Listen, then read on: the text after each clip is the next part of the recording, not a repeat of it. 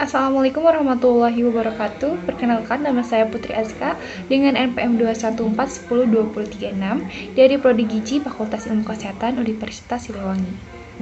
Izinkanlah saya untuk memaparkan materi presentasi pada kali ini yang mana berjudul stroke. Lanjut saja kita ke materi pertama, yaitu mengenai definisi stroke. Stroke sendiri adalah kondisi ketika pasokan darah ke otak terganggu karena penyumbatan atau pecahnya pembuluh darah. Nah, kondisi ini tuh menyebabkan area tertentu pada otak tidak mendapat suplai oksigen dan nutrisi, sehingga terjadi kematian sel-sel otak. Nah, stroke merupakan keadaan darurat medis karena tanpa suplai oksigen dan nutrisi, sel-sel pada bagian otak kita akan berdampak bisa mati begitu, hanya dalam hitungan menit. Akibatnya, bagian tubuh yang dikendalikan oleh area otak tersebut tidak bisa berfungsi dengan baik. Nah, sekarang apa sih faktor resiko yang menyebabkan stroke itu? Nah, faktor resiko di sini itu ada dua. Yang pertama itu faktor resiko yang tidak dapat dimodifikasi dan juga yang dapat dimodifikasi. Nah, lanjut aja ya ke faktor yang tidak dapat dimodifikasi. Yang pertama itu ada usia, lalu ada jenis kelamin, herediter, ras, dan juga genetik. Nah, sedangkan pada faktor resiko yang dapat dimodifikasi itu ada faktor mayor dan juga minor. Oke, kita melangkah ke faktor mayor dulu ya. Yang pertama itu ada tekanan darah tinggi atau hipertensi. Yang keduanya ada penyakit jantung yang terdiri dari infark miokard, elektrokardiogram abnormal distremia, hipertrofi bilik kiri, penyakit katup jantung, gagal jantung kongestif. Nah, lalu sudah ada manifestasi arteriosklerosis secara klinis, seperti gangguan pembuluh darah koroner, angina pectoris, lalu ada gangguan pembuluh darah karotis. Selanjutnya itu ada faktor diabetes mellitus, polisitemia, pernah mendapat stroke sebelumnya, dan juga merokok. Nah, setelah kita tahu faktor dari mayornya, sekarang kita berlanjut ke faktor minor. Nah, faktor minor sendiri di sini tuh ada kadar lemak yang tinggi di darah, lalu ada hematokrit yang tinggi, kegemukan atau obesitas, lalu ada kadar asam urat yang tinggi, selanjutnya ada kurang gerak badan atau olahraga setiap harinya, dan juga ada fibrinogen tinggi. Data Riskesdas 2018 mengenai prevalensi stroke iskemik akut di Indonesia. Data ini berdasarkan diagnosis pada penduduk umur 15 tahun menurut provinsi dari tahun 2013 hingga 2018. Kita langsung melihat ke 2018. Di sini itu wawancara berdasarkan diagnosis dokter. Nah, kalau menurut diagnosis dokter ini, yang tertinggi itu terdapat di Kalimantan Timur dan yang terendah itu ada di Papua. Wah, ternyata sangat jauh ya. Dari Papua yang presentasinya itu hanya 4,1% per mil ya, sedangkan pada Kalimantan Timur itu sampai 14,7% per mil. Nah, selanjutnya, apa sih penyebab dan gejala dari stroke sendiri? Penyebab stroke secara umum itu dibagi menjadi dua, yaitu adanya gumpalan darah pada pembuluh darah di otak dan juga pecahnya pembuluh darah di otak. Penyempitan atau pecahnya pembuluh darah tersebut dapat terjadi akibat beberapa faktor, seperti tekanan darah tinggi atau hipertensi, lalu ada penggunaan obat pengencer darah, aneurisma otak, dan juga trauma otak.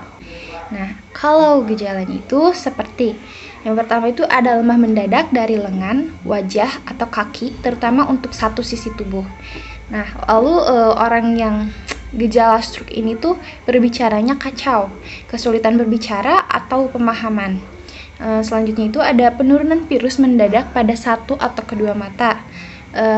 Dan lagi ada sakit kepala hebat dengan onset akut, lalu ada mual atau muntah dengan gejala di atas, dan kebingungan atau disorientasi dengan gejala di atas. Pengobatan dan pencegahan stroke. Penanganan stroke itu tergantung pada jenis stroke yang dialami pasien. Tindakan yang dapat dilakukan juga bisa berupa pemberian obat-obatan atau operasi. Selain itu, untuk mendukung proses pemulihan, penderita akan disarankan untuk menjalani fisioterapi dan terapi psikologis. Pada umumnya, pencegahan stroke hampir sama dengan cara mencegah penyakit jantung, yaitu dengan menerapkan pola hidup sehat, seperti menjaga tekanan darah agar tetap normal, tidak merokok dan tidak mengonsumsi minuman beralkohol, menjaga berat badan dengan ideal, lalu berolahraga secara rutin, dan menjalani pemeriksaan rutin untuk kondisi medis yang diderita, misalnya diabetes ataupun hipertensi. Selanjutnya, akibat serangan stroke pada kemampuan makan. Apa sih akibatnya? Nah, yang pertama itu ada gangguan kesadaran. Yang kedua ada disfagia atau kesulitan menelan yang bisa menyebabkan tersedak. Lalu ada gangguan mengunyah dan juga kelemahan anggota tubuh seperti tangan, kaki, ataupun sisi tertentu pada tubuh kita. Nah, untuk bahan makanan yang perlu dibatasi atau dihindari pada penderita stroke itu ada beberapa ya. Yang pertama itu ada makanan sumber lemak. Nah, makanan sumber lemak ini seperti makanan yang diolah dengan digoreng, semua daging yang berlemak seperti kambing, babi, ham, sosis, kulit ayam, lemak hewan, jeroan, kepiting, cumi-cumi, udang, kerang, dan margarin atau mentega, dan lain-lain. Ya, makanan semacam itu yang berlemak ya. Lalu yang kedua itu ada sumber makanan dari NA seperti ikan asin, teri, udang kering, telur asin, kue yang mengandung soda kue atau garam dapur. Lalu ada petsin, soda kue, kecap, petis, tauco, dan saus tomat. Lalu ada bahan makanan yang menimbulkan gas. Contohnya itu seperti ubi jalar, lalu kacang merah, sawi, lobak, dan lain-lain. Selanjutnya itu ada buah-buahan yang masam atau yang bergas. Contohnya itu ada nanas, kedongdong, nangka, lalu durian, dan lain-lain. Dan terakhir itu ada minuman yang mengandung alkohol dan bersoda. Yang bersoda mungkin seperti Sprite ya, Fanta, yang seperti itulah. Nah, sebenarnya apa sih tujuan dari diet stroke ini?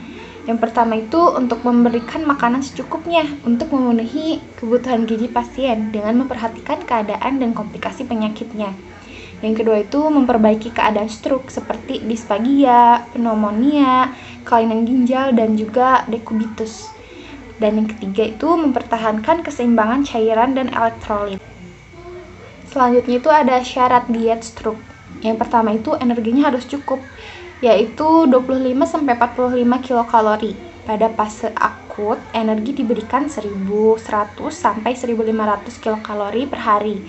Lalu yang kedua itu proteinnya juga harus cukup dengan banyaknya 0,8 sampai 1 gram per kilogram berat badan. Yang ketiga itu lemaknya. Lemaknya itu 20-25% dari kebutuhan total energi tubuh kita. Mengutamakan lemak tak jenuh ganda, batasi lemak jenuh. Kurang dari 10% total energi. Kolesterol kurang dari 300 mg per hari. Lalu karbohidrat yang cukup 60-70% dari total energi. Dan yang kelima itu ada vitamin, mineral, dan serat yang cukup. Yang keenam itu cairan yang cukup dengan minum air 2 liter per hari. Dan bentuk makanan yang sesuai kemampuan pasien, porsi kecil tapi sering. Tidak dengan porsi yang banyak tapi jarang. Nah, di sini ada tahapan pemberian diet stroke. Yang pertama itu ada fase akut, 24-48 jam. Ini tuh diberikan kepada pasien dalam fase akut itu kalau bila ada gangguan fungsi menelan. Makanan yang diberikan dalam bentuk cair, kental, atau kombinasi antara cair jernih dan cair kental yang diberikan secara oral atau NGT sesuai dengan keadaan penyakit. Makanan diberikan dalam porsi kecil tiap 2-3 jam. Lalu ada yang kedua itu fase pemulihan. Nah, di sini tuh fase di mana pasiennya itu udah sadar dan tidak mengalami gangguan fungsi menelan atau disfagia. Bentuk makanannya juga disesuaikan dengan kemampuan pasien, bisa cair, bisa yang disaring, lunak, ataupun biasa aja. Nah, selanjutnya itu ada jenis atau macam-macam diet stroke. Pada fase akut itu diberikan pada pasien dalam fase yang akut ya. Bila ada gangguan fungsi menelan, bentuk makanannya itu pasti cair, bisa cair jernih atau cair kental ya. Nah, bahan makanan yang dianjurkan itu ada dari sumber karbohidrat seperti maizena, tepung beras, tepung kue, dan sagu. Lalu ada dari sumber protein hewaninya itu ada susu, wol, dan skim, lalu telur ayam 3-4 butir per minggu. Dan protein nabatinya itu ada susu kedelai, sari kacang hijau, dan susu tempe. Sumber lemaknya itu bisa dari minyak jagung. Dan dari buahnya bisa sari buah yang dibuat dari jeruk, pepaya, tomat, sirsak, dan juga apel. Untuk minuman itu bisa teh encer, sirup, air gula, madu, dan kaldu. Nah, sedangkan pada fase pemulihan, bentuk makanannya itu merupakan kombinasi cair jernih dan cair kental, saring, lunak, dan biasa. Nah, diet struknya itu dibagi dalam 3 tahap. Yang pertama itu makanan cair ditambah bubur saring 1700 kilokalori. Lalu yang kedua itu makanan lunak 1900 kilokalori. Dan yang ketiga makanan biasa 2100 kilokalori. Demikian presentasi yang dapat saya sampaikan. Kurang lebihnya mohon maaf. Wassalamualaikum warahmatullahi wabarakatuh.